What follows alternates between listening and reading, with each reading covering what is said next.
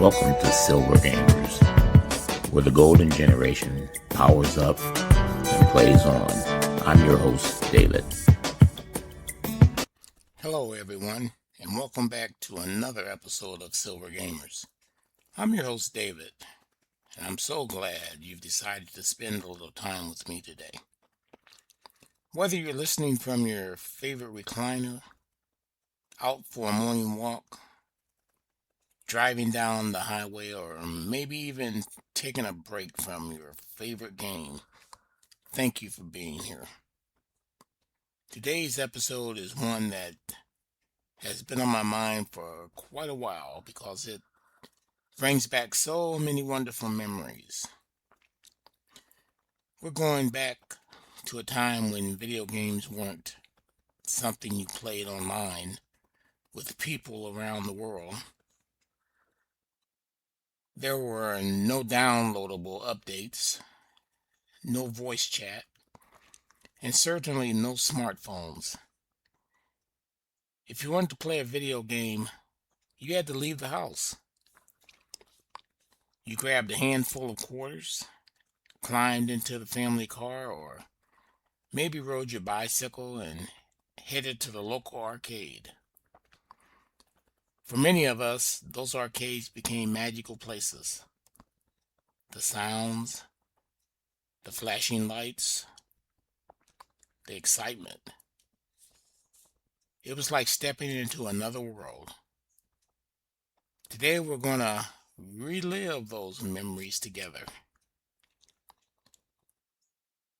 I'd like to begin today's show with something I'm calling David's Memory Lane. I still remember walking into my very first arcade. The room wasn't especially large, but to a kid, and later to a younger adult, it felt enormous. Every machine had its own soundtrack. There were electronic beeps, explosions, laser sounds, people cheering, somebody celebrating because they had just beaten the highest score, other laughing because they lost their very last quarter.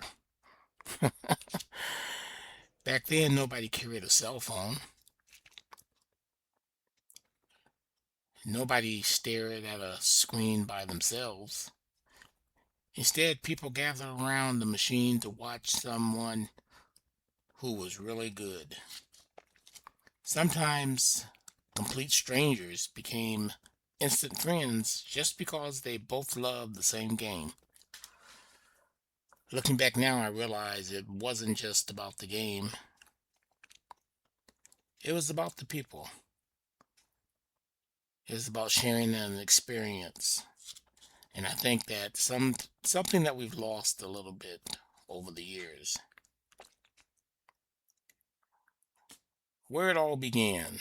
Many people think gaming started with Nintendo. Actually, it started much earlier. One of the first games to capture the public's imagination was Pong, released in the early 1970s. Imagine seeing that for the first time.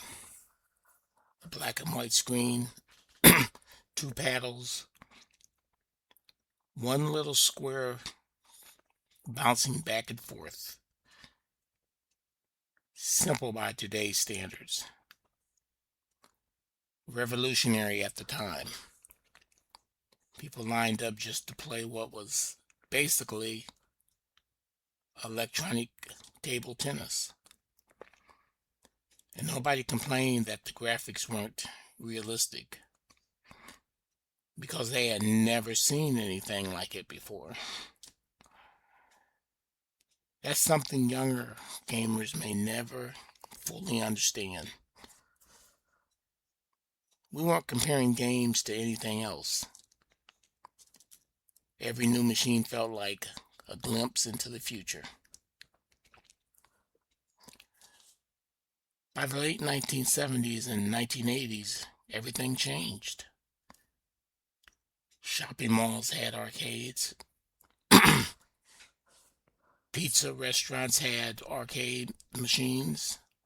Bowling alleys had them. Even small convenience stores often had one or two games tucked into a corner. You could walk into almost any town in America and hear those familiar electronic sounds. It was impossible not to smile. Oh, the king of them all, Pac-Man. If you ask someone to name one arcade game, chances are they'll say Pac-Man. What made Pac-Man special wasn't complicated graphics. It was simple, easy to learn, hard to master. You guided the little yellow circle through a maze, eating dots while avoiding 4 colorful ghosts. Each ghost had its own personality. Players developed strategies. They memorized patterns. Some became so skilled they could play for hours on a single quarter. I remember watching people who seemed to almost superhuman. Their hands barely moved. Yet somehow they always knew exactly where to go. It wasn't luck. It was practice, patience, and determination. Those are the qualities that still matter today, both in gaming and in life. As we continue our journey through the golden age of arcade games, we'll talk about Donkey Kong, Galaga, Defender, Frogger, and the unforgettable rivalries that filled arcades with excitement. We'll also look at why these games still hold special places in our hearts, and why after all these years, they're just fun to play. I'm David, and we're listening to Silver Gamers, where gamers never get old. We'll continue our trip down memory lane in part 2. Welcome back, everyone. If you're just joining us today, we're celebrating the golden age of arcade games. For many of us, those were just games. They were part of our childhood, our teenage years, and even our young adult lives. So grab another cup of coffee, settle into your favorite chair, and let's take another walk down memory lane. The giant that changed everything, Donkey Kong. In 1981, something happened that changed video game history forever. A game ride featured a giant ape, a carpenter named Jumpman, and a young woman needing to be rescued. The game was Donkey Kong. Most people don't realize that Jumpman would later become the character we all know as Mario. It's amazing to think that one arcade game launched one of our biggest entertainment franchises in history. The gameplay seems simple: climb ladders, jump over rolling barrels, reach the top. Simple to explain, very difficult to master. I remember thinking, surely this level can't get any harder. Then the next level started, and it did. Many of us probably donated quite a few quarters trying to rescue Pauline. But somehow we kept coming back for another try. The space shooter every arcade needed, Galaga. Now let's talk about one of my personal favorites, Galaga. If there was a Galaga machine in an arcade, chances are someone was standing in front of it. The music, the colorful alien formations, the challenge of avoiding enemy fire. Everything about Galaga felt exciting. One of the smartest features was allowing your fighter to be captured. At first that sounded terrible, but if you rescued it, suddenly you had double firepower. A little twist added strategy that kept players coming back. Even today, Galaga reminds me of one of the greatest arcade games ever. If you hadn't played it in years, I encourage you to find one of the modern collections. You'll probably be surprised how quickly those old skills come back. Well, at least some of them. Frogger, the game that looked easy. Then there was Frogger. Who would have guessed that helping a frog cross the road would become one of the most famous games ever created? First you dodge cars, then trucks, then logs floating down the river, then turtles that disappeared underwater just when you thought you were safe. Looking back now, Frogger almost feels like a lesson in life. Sometimes we think we've made it safely across, only to discover another obstacle waiting for us. Yet, we keep on going, one hop at a time. Oh, the game that humbled everyone, Defender. Let's be honest, Defender was hard, really hard. The controls were unlike almost anything else. You had to fly in bottles both directions, shoot enemies, rescue astronauts, watch the radar, all while moving incredibly fast. I remember watching experienced players who made it look effortless. Then I'd step up to the machine, and within 30 seconds, game over. But that was what made it fun. You always believe that maybe next time you'll do better. David's memory lane. One Saturday afternoon, I remember saving up almost $10 in quarters. Back then, it felt like a fortune. I walked into the arcade, convinced I was going to be there all afternoon. Well, that didn't exactly happen. Within an hour, every single quarter was gone. I wasn't upset. I had laughed, made new friends, cheered for strangers, and had an afternoon I'll never forget. Looking back, I realized I wasn't playing for games. I was playing for memories. And those memories have lasted much longer than those quarters ever did. Oh boy, do you remember when? Do you remember waiting in line for your favorite machine? Oh boy. Watching the player ahead of you and quietly hoping they would lose soon. Not because you wanted them to fail, but because you couldn't wait for your turn.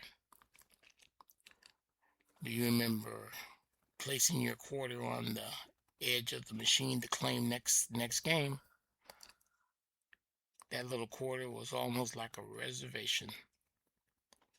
Everybody understood the unwritten rule: no arguments, no online matchmaking, just respect among gamers. There was something special about that. In the next part of our journey, we're going to visit games like Asteroid, Centipede, Mission Command, and Tempest. We'll also talk about the colorful personalities you meet in the arcade while those places felt like communities, and why so many of us still smile when we hear those classic arcade sounds. I'm David, and this is Silver Gamers, where gamers never get old. Welcome back, my friends, to Silver Gamers. I'm David, and today we're remembering the sights, sounds, and excitement of the arcade years. If you've been with me since the beginning of this episode, thank you, and I hope it brought back a few smiles and maybe even a few memories you hadn't thought about in years. Let's continue our journey. Asteroids, simple yet brilliant. One of the greatest games ever made, didn't have colorful graphics or realistic sounds. It had lines. That's right, just simple white lines on a black screen. The game was Asteroid. You controlled a tiny spaceship drifting through space while giant rocks floated towards you. Shoot the rocks, and they split into smaller rocks. Those smaller rocks became even harder to avoid. Then there were the flying saucers. Just when you thought you had everything under control, one of those saucers would appear and remind you that the game wasn't finished with you yet. Asteroid taught us patience. You could just hold down the fire button and hope for the best. You had to think, plan, and stay calm. Looking back, that's a pretty good lesson for life, too. Centipede. Fast hands required. Another game that kept us feeding quarters into the machine was Centipede. The centipede snake across the screen, while mushrooms appeared everywhere, making each level a little more difficult. I don't know about you, but I can still hear those sound effects in my head. The faster you played, the more exciting it became. Some people made it look effortless. I was not one of those people. But I sure had fun trying. Missile Command. Now here's a game that made your palms sweat. Missile Command. Your job was to protect cities from waves of incoming missiles. You couldn't save everything. You had to decide what to defend first. It was stressful, but exciting. Sometimes heartbreaking. Yet somehow we always put in another quarter. Why? Because we believe we could do better next time.